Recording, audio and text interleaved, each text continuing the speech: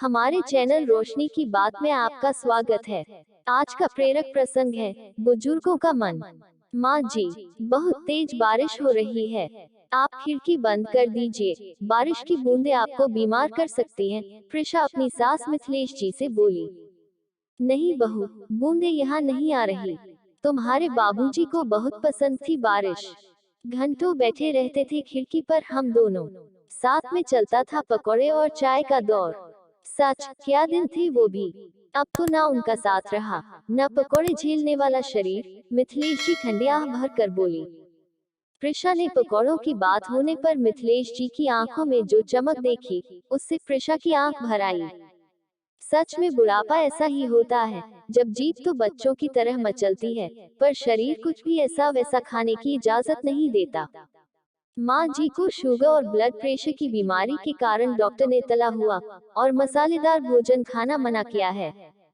मिथिलेश जी अभी 2 महीने पहले ही पति के मरने के बाद गांव का घर छोड़ बेटे बहू के पास आई है। यहाँ बहू प्रिशा, बेटा तरुण, पोता पोती सब हैं। बेटे बहू ने बाबूजी के ना रहने पर उन्हें अकेले नहीं रहने दिया, तो मजबूरी में उन्हें शहर आना पड़ा था। हालांकि उनके मन में शंका थी, बहू कैसा व्यवहार करेगी, पर बहू प्रिशा बहुत ध्यान रखती है उनका। पोते पोती भी आगे पीछे घूमते रहते हैं, तो मिथिलेश जी का मन लगा रहता है। पर इस उम्र में जीवन साथी की कमी को कोई पूरी नहीं कर सकता, क्योंकि इस उम्र में रिश्ता शरीर से नहीं दिल से बंधा होता है। तरुण, माँ जी बहुत उदास हो जाती है कभी कभी, मुझे समझ में नहीं आता उन्हें कैसे खुश रखूं। प्रिशा अपने पति से बोली। प्रिशा, अभी बाबूजी को गए ज्यादा वक्त नहीं हुआ है, उन्हें संभलने का मौका दो, धीरे धीरे वो यहाँ के माहौल में रम जाएंगी। तरुण बोला। प्रिशा हर संभव कोशिश करती, माँ जी को खुश रखने की। माँ जी, चलिए पार्क चलते हैं। एक दिन प्रिशा बोली। अरे नहीं बेटा, मैं क्या करूँगी वहाँ, जाओ तुम घूम आओ। मिथिलेश जी बोली। माँ जी चलिए तो सही। मिथिलेश जी का हाथ पकड़ती हुई प्रिशा बोली। पार्क में जाकर मिथिलेश जी एक बेंच पर बैठ गई और खेलते हुए बच्चों को देखने लगी। दादी, आप भी खेलो ना हमारे साथ, बैडमिंटन खेलती उनकी पोती पलक बोली। अरे, मैं कहाँ ये खेल सकती हूँ, मिथिलेश जी बोली, जबकि उनकी आंखों की चमक बता रही थी वो खेलना चाहती हैं, पर माहौल को देख झिझक रही थी। आओ ना, माँ जी, हम दोनों खेलते हैं, मुझे भी नहीं आता ये खेल, इसलिए बच्चों के साथ तो खेल नहीं सकती। प्रिशा जानबूझ के झूठ बोल गई। सास बहू ने खेलना शुरू किया। प्रिशा जानबूझकर माँ जी से हारने लगी, जिससे माँ जी खुश हो गई। अरे बहू, तुझ में तो जान ही नहीं है, एक चिड़िया यानी शटल भी अच्छे से नहीं उछाल सकती। माँ जी हंसते हुए बोली।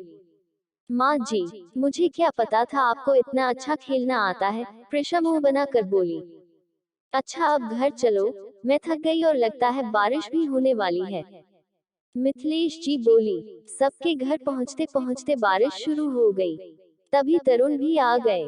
प्रिशा, आज तो गरम चाय और पकौड़े हो जाएं, देखो कितनी अच्छी बारिश हो रही है। तरुण बोले।